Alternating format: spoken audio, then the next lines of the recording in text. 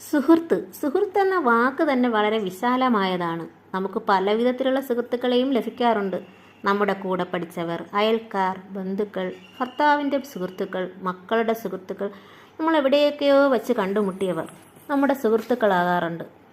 ഇങ്ങനെയൊക്കെയാണെങ്കിലും കൂടുതൽ കാലം നമ്മുടെ സുഹൃത്തുക്കളായവർ അല്ലെങ്കിൽ വർഷങ്ങൾ നീണ്ട പരിചയം നമ്മുടെ സ്കൂളിലും കോളേജിലും പഠിച്ചവരോട് തന്നെയായിരിക്കും.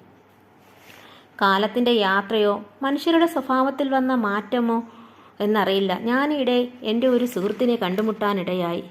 ഒരു ക്ലാസ് മുറിയിൽ 3 വർഷം പഠിച്ചവർ.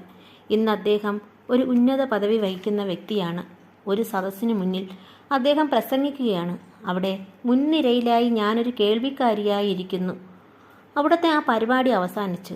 ഒരു പരിചയഭാവം കാണിക്കാത്ത, ഒന്ന് വിഷ് പോലും ചെയ്യാത്ത ഏതോ ഒരു ഉദ്യോഗസ്ഥൻ മാത്രമാണ് എനിക്ക് അദ്ദേഹം. ഒരു ചിരിയെങ്കിലും സമ്മാനിക്കാമായിരുന്നു.